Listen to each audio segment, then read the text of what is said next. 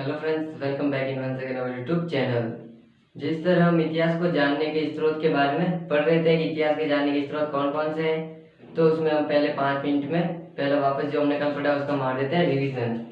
तो हमारा टॉपिक चल रहा था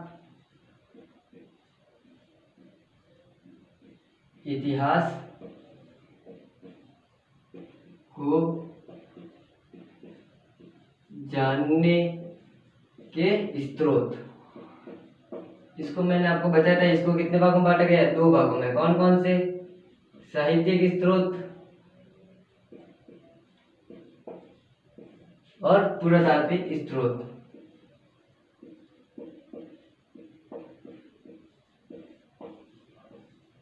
ये हो गए 2 इसको स्रोत इतिहास को जानने के लिए। फिर मैंने बताया साहित्य को भी कितने भागों में? 3 भागों में बांटा गया है। कौन कौन सा? धार्मिक साहित्य, धर्मेतर साहित्य और वंशावलियां। ये हमारा टॉपिक रहा है। हमने इसके अंदर ये धार्मिक ग्रंथ, धार्मिक साहित्य हमने पढ़ लिया था। इसके अंतर्गत क्या पढ़ना? इसको भी कितने भागों में? 3 भागों में बांटा गया है। कौन कौन से? पहला ब्राह्मण साहित्य, फिर हमने पढ़ा बौद्ध साहित्य और फिर हमने पढ़ा जैन साहित्य। इन तीनों के बारे में हमने कल बारे में जान लिया था। आज ऊपर से जान लेते हैं इनके अंदर क्या था। एक बार हम वापस जल्दी से रिपीट कर लेते हैं। ब्राह्मण साहित्य में मैंने आपको बताया था क्या है, सबसे प्राचीन ग्रंथ कौन से? वेद। वेद के भी क्या 4 भाग होते हैं। फिर मैंने इन चारों वेदों के बारे में बताया, अर्थवेद, यजुर्वेद, ऋग्वेद और सामवेद। इन सब के बारे में मैंने आपको कल जानकारी दी थी। फिर इनके बाद हमने वेदांत पढ़े कि वैदिक साहित्य को अच्छे से समझने के लिए क्या है, 6 वेदांत है। फिर हमने क्या पढ़े? 2 महाकाव्य पढ़े, महाकाव्य। और हमने इसके अंतर्गत क्या पढ़ा था? और हमने पुराण पढ़े थे। जो पुराणों की संख्या क्या है? 18 होती है, जिनमें ब्रह्म पुराण, विष्णु पुराण, भागवत पुराण, मत्स्य पुराण है। फिर हमने बौद्ध साहित्य के अंतर्गत पढ़ा कि बौद्ध साहित्य की भाषा है जो प्राकृत भाषा है। इसके अंतर्गत 12 उपांग है, 12 अंग है। और क्या पढ़ा? इसमें 4 नंदी सूत्र है, 1 मूल सूत्र है। तो इन सब के बारे में हमने जाना था। फिर जैन साहित्य के अंतर्गत हमने क्या किन किन को पढ़ा? पिटक को पढ़ा था। त्रिपिटक होते हैं कौन कौन? शुद्ध पिटक, विनय पिटक और अभिधम पिटक। और इन पिटक के अंतर्गत जो जैन धर्म के जो आचरण, व्यवहार, नियम होते हैं, इन सब के बारे में बताया गया है। फिर इसके बाद हमने क्या बताया था? जातक कथाएं पढ़ी थी। जातक कथाएं, जातक कथाओं के अंतर्गत हमने पढ़ा था कि इनकी संख्या 549 है। जो ये महात्मा बुद्ध के पूर्व के जन्म की बारे में हमें जानकारी देते हैं। फिर इसके अंतर्गत हमने 2 ग्रंथ पढ़े थे। कौन से? महावस्तु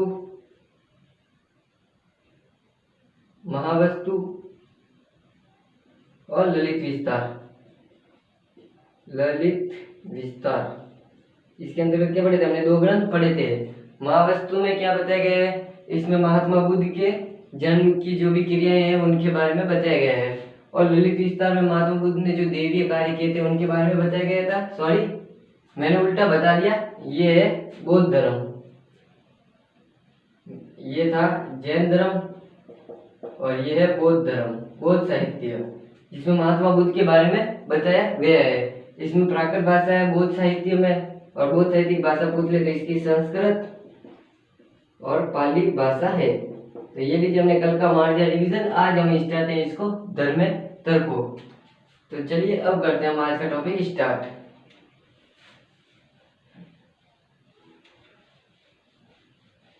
आज हम लेंगे धर्मेतर को। धार्मिक हमारा कंप्लीट हो गया है, अब हम लेते हैं धर्मेतर को। दूसरा हमारा पॉइंट है क्या आएगा? धर्मेतर, यानी धर्म के अलावा ऐसे कौन से ग्रंथ है या साहित्य है जो भी कि धर्म के अलावा जिनसे हमें इतिहास के बारे में जानकारी मिलती है। तो इसको भी कितने भागों में बांट सकते हैं हम? 4 भागों में बांट सकते हैं। कौन कौन से? धर्मेतर, कौन कौन सा? ऐतिहासिक साहित्य मान सकते हैं हम, ऐतिहासिक साहित्य। फिर विशुद्ध साहित्य, फिर हम विदेशी साहित्य, क्षेत्रीय साहित्य और विदेशी साहित्य। आज हम इन चारों के बारे में प्रमुख रूप से वर्णन करेंगे। ठीक है, चलिए अब उठाते हैं हम ऐतिहासिक साहित्य क्या होता है, यानी ऐतिहासिक यानी एक अलग से पूरे भारत की जानकारी देता है, वो ऐतिहासिक साहित्य। विशुद्ध साहित्य जिसके अंतर्गत नाटक आते हैं, काव्य आते हैं, टीका आता है, महाकाव्य आते हैं, रचनाएं ग्रंथ आते हैं, ये सारे इसके अंतर्गत आते हैं। क्षेत्रीय साहित्य यानी किसी एक क्षेत्र पर्टिकुलर क्षेत्र, यानी राजस्थान में मारवाड़ी है तो राजस्थानी क्षेत्र में आ गया, फिर तमिल साहित्य में आ गया, और फिर विदेशी जो विदेश आए उन्होंने जो ग्रंथ लिखे उन सब के बारे में हम जानेंगे। तो सबसे पहले मैं उठाता हूँ ऐतिहासिक साहित्य, ये इसका 2 का ए पॉइंट हो जाएगा, ऐतिहासिक साहित्य।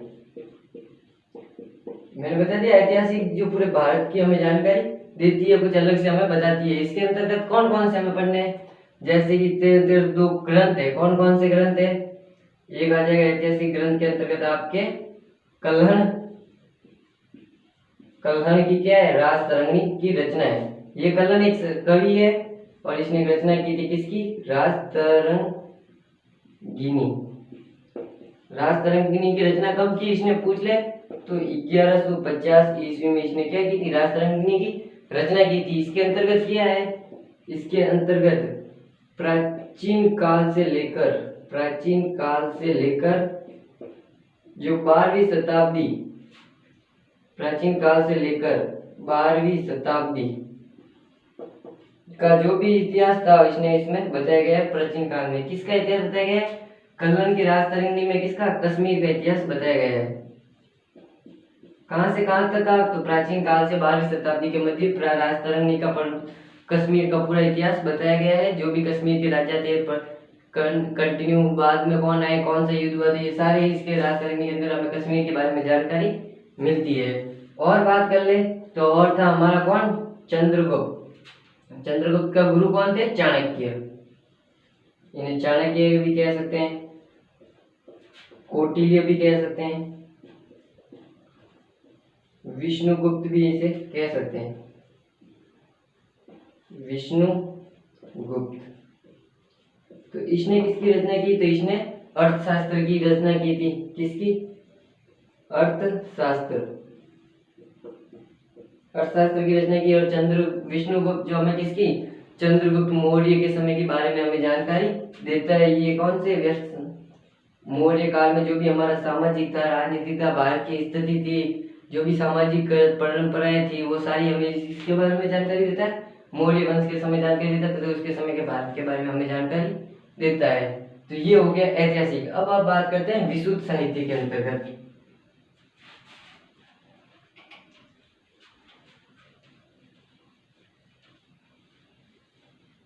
अब इसका टॉपिक लेता हूं मैं बी, या विशुद्ध साहित्य। विशुद्ध साहित्य, इसके अंतर्गत क्या क्या आते हैं, तो वो देखिए। इसके अंतर्गत आएंगे नाटक हो गए, काव्य हो गए, टीकाएं हो गई, ग्रंथ हो गए, साहित्य हो गए। तो ये सब किन के अंदर आएंगे, ये सब विशुद्ध साहित्य के अंतर्गत आएंगे। तो इसको हम 2 भागों में बांट देते हैं, एक जो ग्रंथ आएगा और एक जो साहित्य आएगा। साहित्य, इन 2 भागों में बांट दिया। ग्रंथ में कौन कौन आएगा, पाणिनि का अष्टाध्यायी, पाणिनि का क्या, पाणिनि की रचना कौन सी है, अष्टाध्यायी। और बोलते तो कौन है, पाणिनि का अष्टाध्यायी हो गया। पाणिनि का अष्टाध्यायी के बाद ग्रंथ आ जाएगा अपने मुद्रा राक्षस। सोमदेव का क्या आ जाएगा, मुद्रा राक्षस।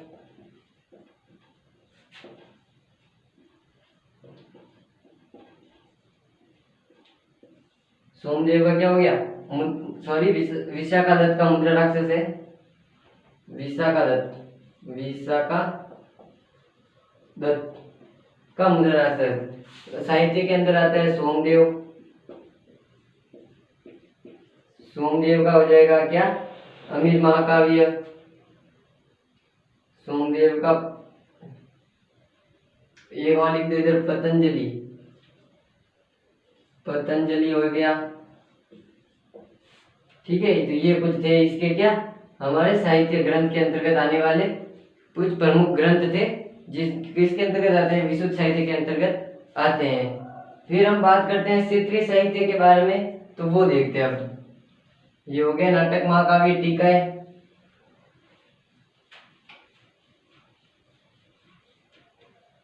अब बात करते हैं हम क्षेत्रीय साहित्य के बारे में। क्षेत्रीय साहित्य यानी किसी एक पर्टिकुलर क्षेत्र के ऊपर लिखा गया जो भी साहित्य होता है वो क्षेत्रीय साहित्य के अंतर्गत आता है। इसके अंतर्गत कौन कौन से हो गया, जैसे जो तमिल साहित्य था, तमिल साहित्य, तमिल साहित्य को क्या कहा गया है, संगम साहित्य कहा गया है, संगम साहित्य कहा गया है। इसके अंदर जो तमिल का राजा था, कवि था कौन, ध्रुजटी। इसने किसकी रचना की है, कृष्णदेव राय विजयम, कृष्णदेव राय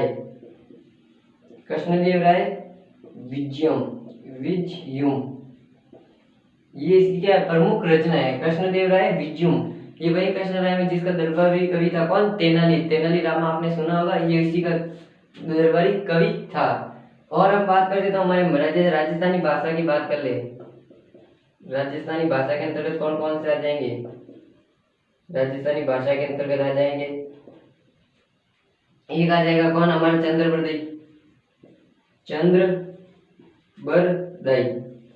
इसने किसकी रचना की थी, पृथ्वीराज रासो की रचना की थी, पृथ्वीराज रासो अलग है और पृथ्वीराज विजय अलग है। पृथ्वीराज रासो की रचना कौन करा है, चंद्रबरदाई, और पृथ्वीराज विजय की रचना करेगा जयदेव, जो किसके विशुद्ध ग्रंथ के अंतर्गत आएगा, जय सिंह। ये हो गया। और बात कर ले हमारा, तो हमारा हो जाएगा कौन, बिट्टू सूजा का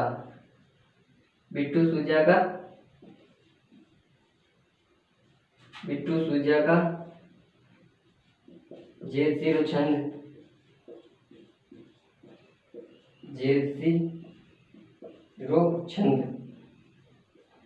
और हम बात कर ले तो हमीर का क्या हो जाएगा, नयन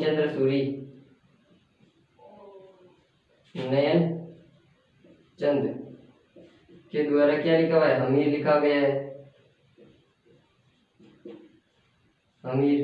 तो ये कुछ प्रमुख स्थानीय भाषा के अंतर्गत आएंगे, किसके, क्षेत्रीय साहित्य के अंतर्गत। अब बात करते हैं हम विदेशी साहित्य के बारे में। ये आप 2-3 बार बोलोगे तो कंटिन्यू आपको याद हो जाएंगे। अब बताते हैं हम कौन सा, विदेशी साहित्य। अब रहा है हमारा विदेशी साहित्य कौन सा, डी पॉइंट, विदेशी साहित्य। अब इसको किसने, हम 3 भागों में इसको बांट देते हैं, कौन कौन से, विदेशी। पहले तो विदेशी साहित्य क्यों है, क्योंकि हमारे भारत का जो कल्चर थी, परंपराएं थी, वो विदेशों को आकर्षित करती रही, इसलिए विदेश में उसको जानने के लिए भारत में आते थे। और भारत में जब भी रहते थे तो कोई इतिहासकार बड़ा है जिन्होंने अपने अपनी रचनाएं की है, तो उनको विदेशी साहित्य कहा जाता है, यानी उनसे भी हमें इतिहास के बारे में जानकारी मिलती है। तो इसको हम 3 भागों में बांटते हैं, कौन कौन से, यूनानी साहित्य जो यूनान से आए, फिर चीनी साहित्य जो चीन से आए, और फिर तिब्बती साहित्य जो तिब्बत के साइड से आए। अब पहले बात कर ले हम यूनानी साहित्य के बारे में। तो यूनानी साहित्य के अंतर्गत आपको क्या क्या याद रखना है, यूनानी साहित्य में पहले प्रमुख कौन कौन है, तो यूनानी साहित्य में इत्सिंग और मेगस्थनीज तो आपको याद हो गई होगा, मेगस्थनीज। और बात कर ले, मेगस्थनीज हो गया, इत्सिंग हो जाएगा। तो ये कुछ यूनानी शासक थे। अब मेगस्थनीज की पुस्तक आप सबको पता है कौन सी, इंडिका।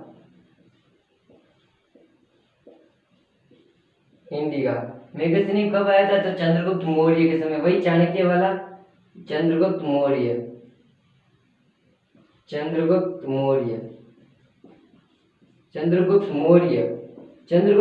अलग है और ये चंद्रगुप्त मौर्य अलग है। ये मौर्य वंश है और वो गुप्त वंश है। जैसे चंद्रगुप्त होता था ये चंद्रगुप्त मौर्य के समय भारत आया था।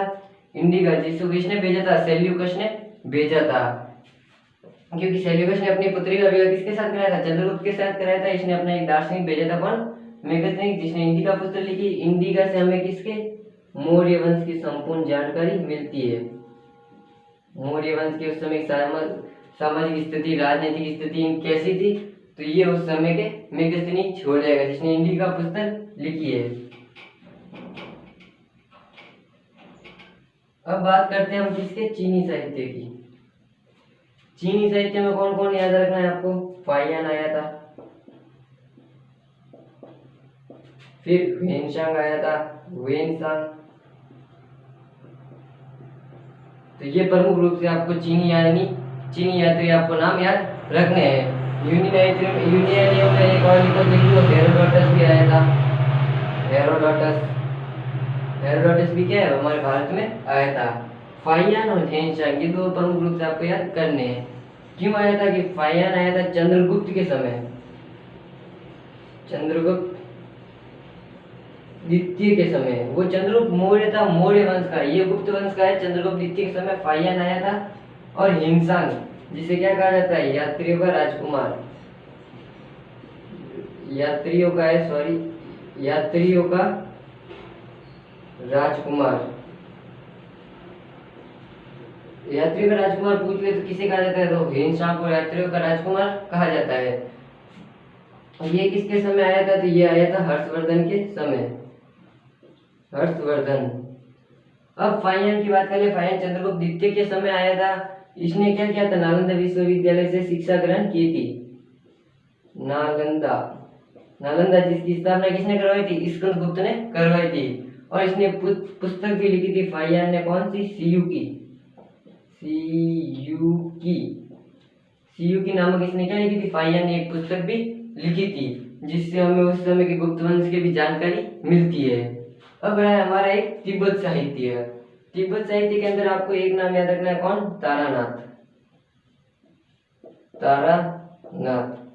तारानाथ ने दो ग्रंथ लिखे थे, कौन कौन से? कंगयूर और तंगयूर। इनसे भी हमें क्या है? उस समय भारत की जानकारी मिलती है। और बात कर लेते, एक था कौन? मसूदी, जिसने क्या लिखी थी? मिडास ऑफ गोल्ड पुस्तक लिखी थी। मिडास ऑफ गोल्ड पुस्तक के रचयिता पूछ ले आपको कौन है? तो म से मसूदी और म से ही मिडास गोल्ड रचयिता आपके इसके रचयिता हो जाएंगे। एक और आता है जिसका नाम तो नहीं आता है, लेकिन ये आता है ऐसे अरबी यात्री, अ से अरबी, अ से अल्बेरूनी।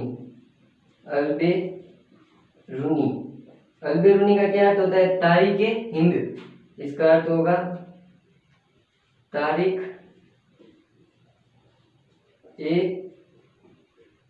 हिंद।